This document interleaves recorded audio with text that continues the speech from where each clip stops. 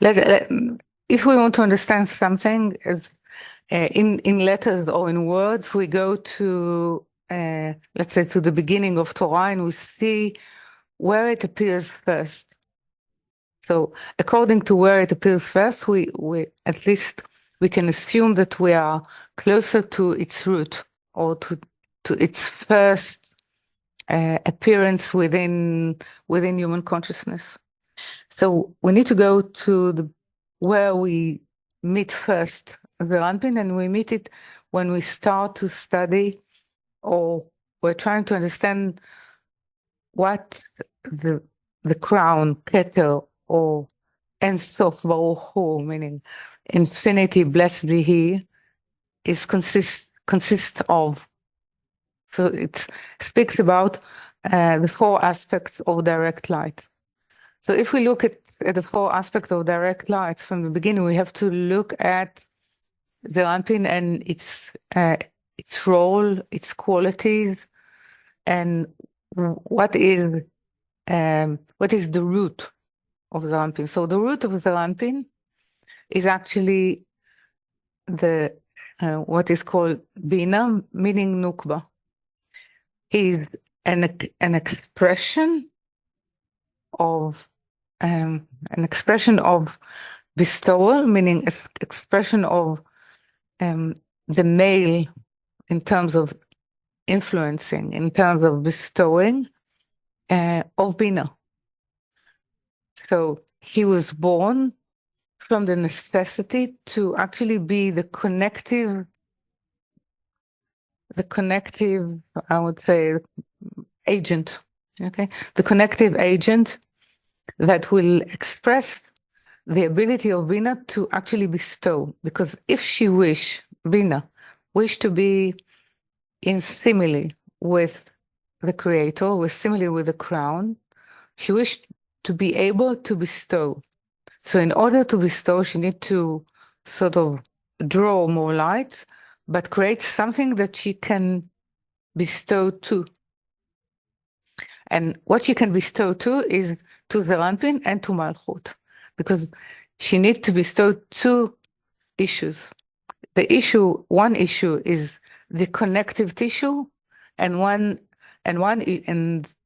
the second issue is actually the more important issue, which is the purpose of creation, meaning the ability of Chokmah to extend itself to the creativity, which their root or their being is called Malchut.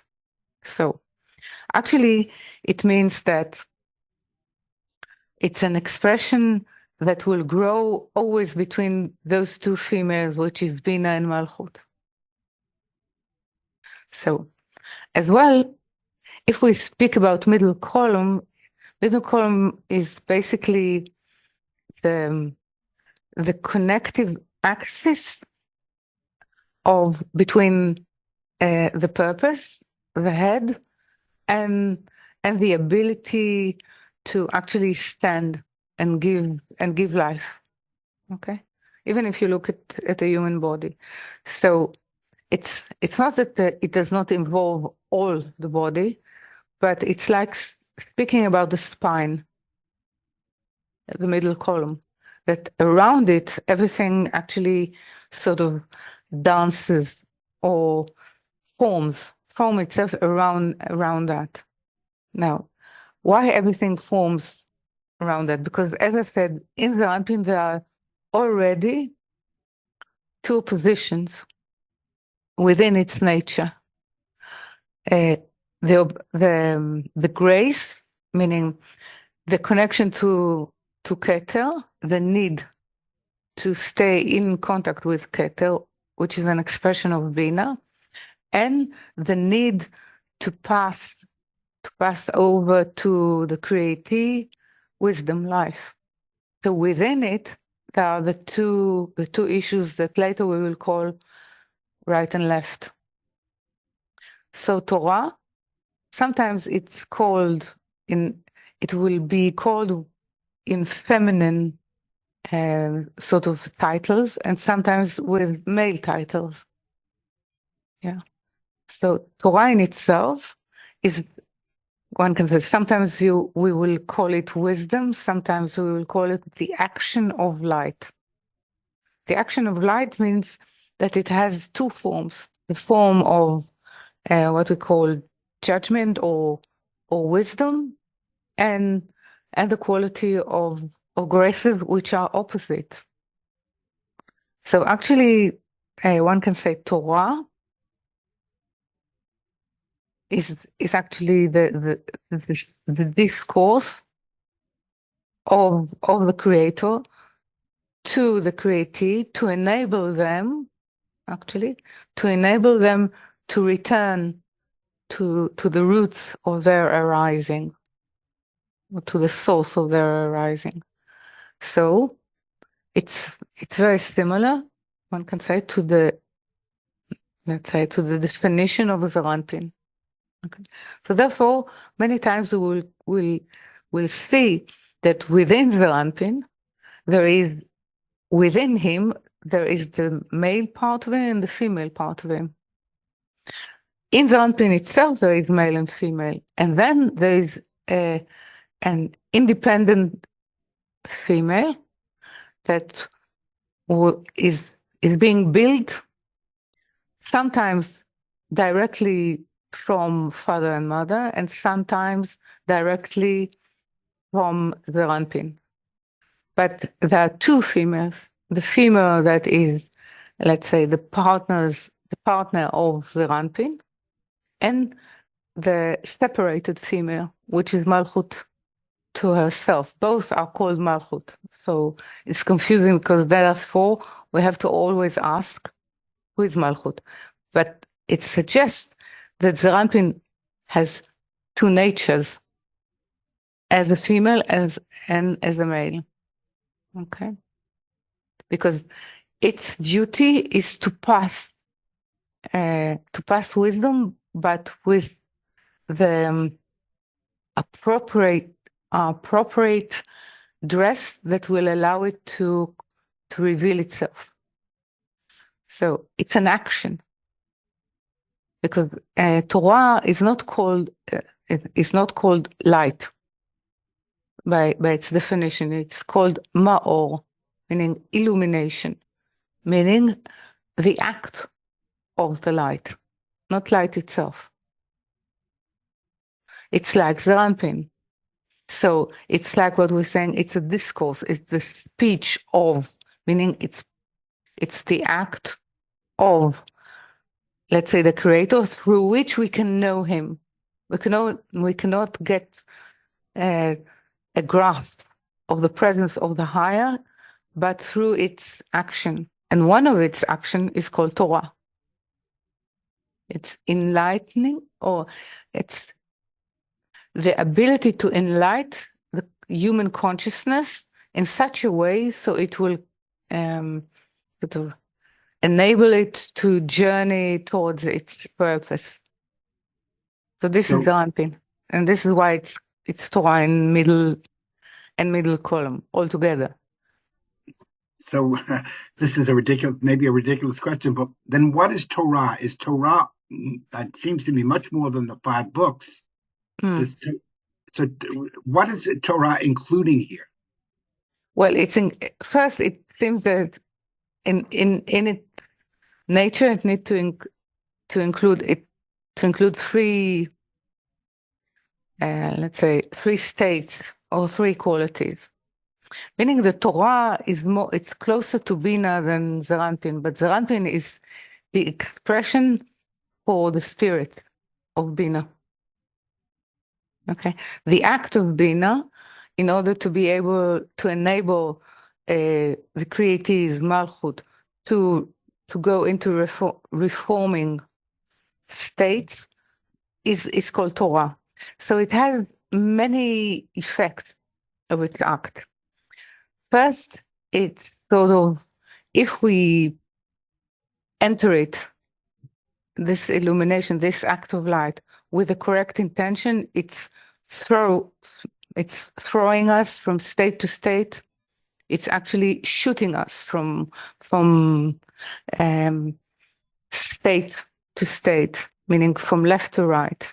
It does not allow us to stay still in our evoluting journey or evoluting journey of the spirit. It as well caused a weakening of the will to receive to oneself, a weakening of its ability and sort of fantasy that it can actually rule Torah or rule reality as a whole. Okay. So this is the second. So it has an effect on our will to receive to oneself. It has an effect on the way that it manages our journey, and as well, it gives us actually the ability to build meaning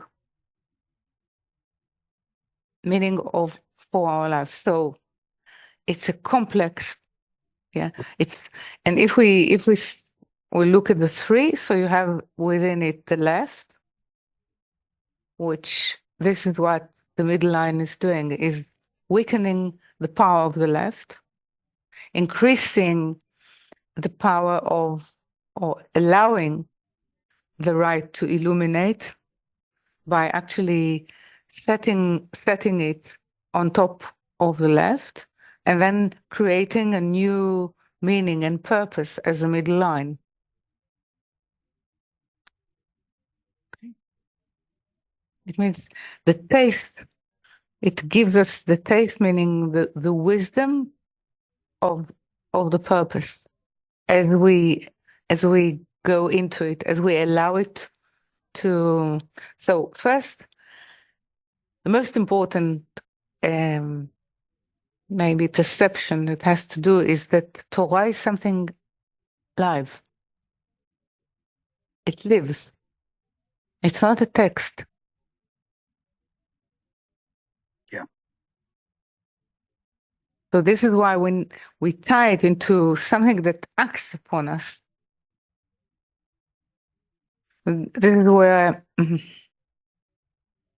where it ties to Hanukkah, initiating us into being able to actually want it as something that is a living light that can actually bestow or influence us in such a way that we can go further and deeper and in an active way into the reforming ourselves according to the purpose of the Creator.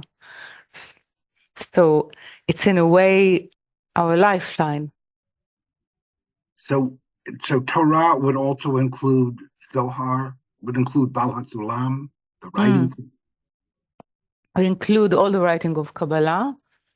Will include Talmud and Gemara for the time. So it means there is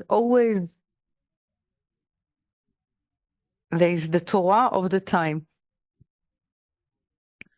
And actually, this is why Baal HaSulam is so adamant in relation to why we should study Kabbalah. And it's not important sort of to be versed in Talmudic studying or Mishnah or Poskim or whatever before we go in, because the language and the power of Torah of our time is Kabbalah. And it's all inclusive. Yeah.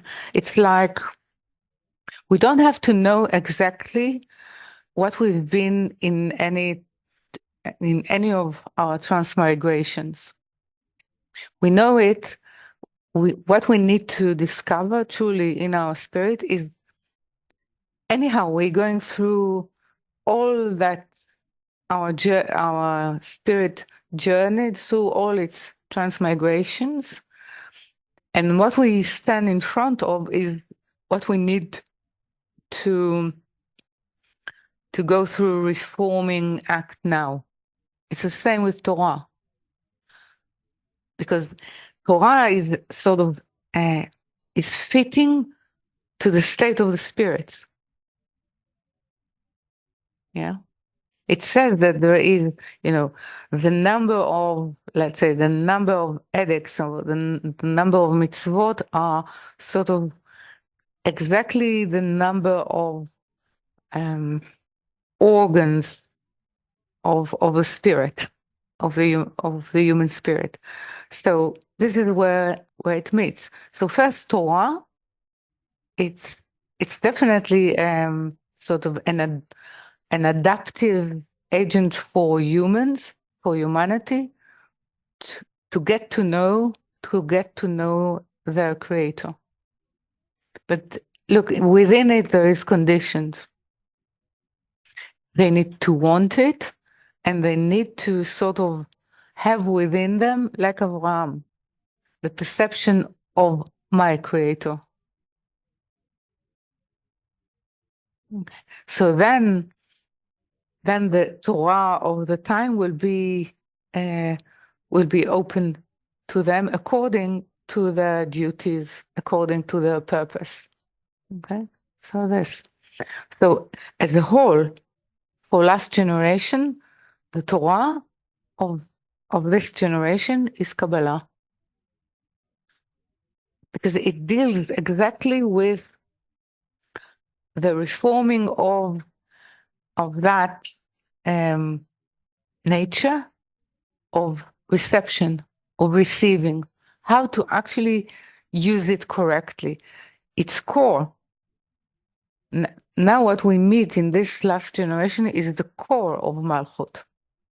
Her nature, not the way she was included within the nine other Sfirot, but her core nature. So for that, we need this language to receive Kabbalah. How to actually receive. Okay? So this is how it ties. And we are able to collect the light that will finalize or will end successfully the journey. This is why it's called the end. It's the end of period. Is only through what Bina allowed us, which is working in 3 lines and creating the middle line. And the expression of it is the way we go with Torah.